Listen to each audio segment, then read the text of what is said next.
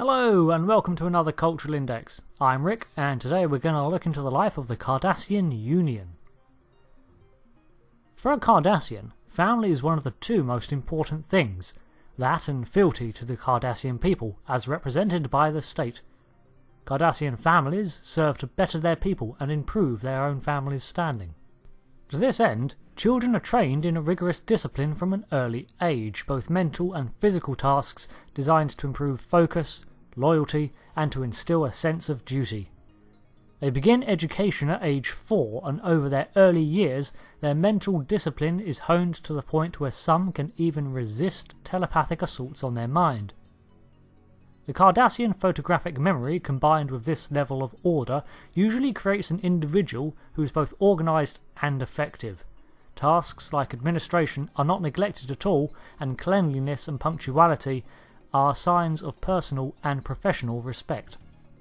At the age of 10, a child's rear molar was removed and processed at the Bureau of Identification, whose duty it is to catalogue information on every citizen of the Union. The first of many sacrifices a Cardassian is expected to make to the state. Outside of this regime, children were often doted on by the immediate family. It's even an often repeated mantra of the state that children are our future. As mentioned before, loyalty to the state and its people is equally important for a Cardassian. Every citizen of the Union is to serve the interests of the government. Cardassian Central Command and the Obsidian Order were military wings and presided over by the civilian Detapa Council. The chairman sat at the head of the council, but in reality, civilian politicians had very little power over the military. The Obsidian Order was the intelligence arm of the Cardassian Union. As well as facing outside of the Union, gathering secrets on political powers, they also kept watch over its citizens, protecting them, making sure they were safe and cared for, making sure they never questioned the benevolent hand of the state, and spiriting away all of those who may cause unrest. This Big Brother attitude was relatively a new development in terms of their culture. Due to the increased activity the Cardassians were playing in the political landscape through both war and trade, people were beginning to question the approach the military was taking in Cardassia's interests. The result was an increase in pressure from the government upon its citizens to conform and obey. What was already a controlling government became more of a police state. The tight hold the state has on its populace dates back to a time of hardship in Cardassia due to famine and resource shortages experienced on their homeworld. The government unified, rationed and policed the populace to see them through this rough time. And it worked, so they stuck with it, sacrificing some freedoms for safety. Also, due to the divided loyalties organised religion may present, the state outlawed most practices and Cardassia has no official faith. Because of this, most Cardassians view religions of other cultures as a waste of time, often with mild amusement, a dismissive attitude, or downright frustration at what they perceive to be an antiquated view that holds back progress. Strangely, despite this, Cardassians placed a great deal of respect upon other certain elements of their life. Funerals, for example, were long affairs open to the public, where people would often gather to remember the achievements of those who came before, especially if they had attained a high position. However, it was considered disrespectful for a Cardassian's corpse to be seen by another species. In terms of crime and punishment, the courts ruled guilty until proven innocent. No one was ever found innocent because the state was infallible in its judgment. Such trials were displayed publicly for all to witness. Being a traitor to Cardassia was considered the worst possible crime, and even if the betrayal was justified, it showed a distinct violation of both trust and duty. Such traitors were often exiled or executed. It's ironic then that the very body responsible for maintaining order and loyalty in the populace was itself often involved in aspects of grand deception and betrayal. This led your everyday citizen to mistrust the Obsidian Order and fear its reach and its means. For one thing, torture was legal. Sometimes torture was even part of military training to prove their loyalty and their ability to place the importance of the state above that of any personal moral discomfort. Trust in your superiors completely, do your duty to the best of your ability, and you shall ascend in rank. I mean, for all its faults, at least hard work was rewarded within the Union, and this pragmatic approach that placed morality behind duty means that some aspects that were legal in Cardassian space were not elsewhere. They therefore often used other species to conduct trade that may be seen as illegal. Their ruthless attitude, xenophobic reputation, is well earned, as they have been enemies of both the Federation and the Klingon Empire. The subjugation of Bajor from 2319 until 2369, 50 years, did nothing to help rectify that image. Not that they would ever say they did anything wrong. After all, the state never makes mistakes.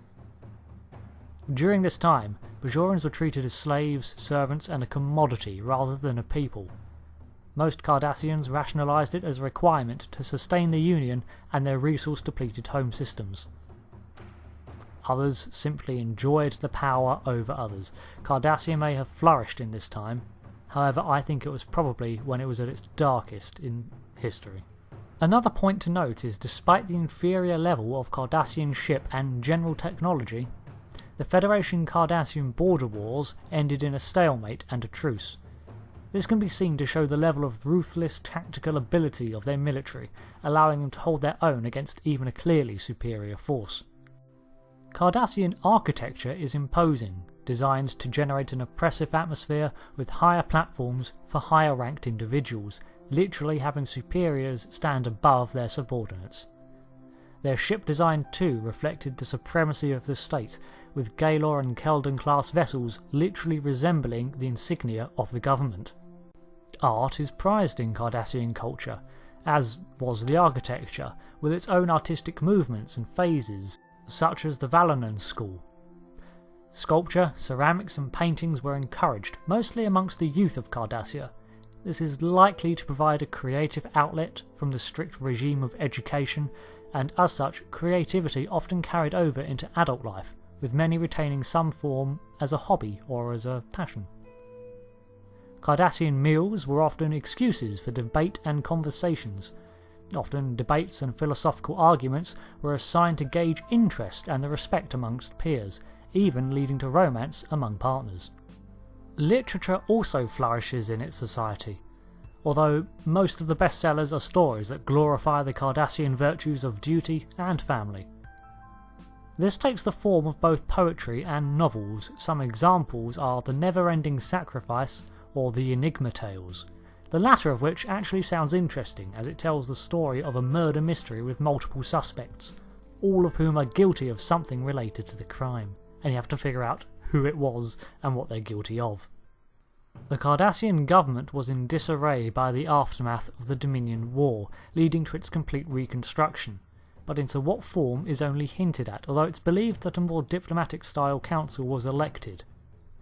It's also worth noting that Cardassians raised away from the oppressive and ever-watchful government often enjoy a brighter and happier lifestyle, going to show that many of these ruthless and arrogant traits the Cardassians are so associated with are learned and not just some natural inbred evil.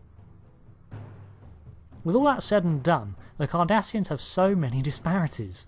They're deeply passionate yet disciplined, loving and kind whilst being dismissive and demeaning.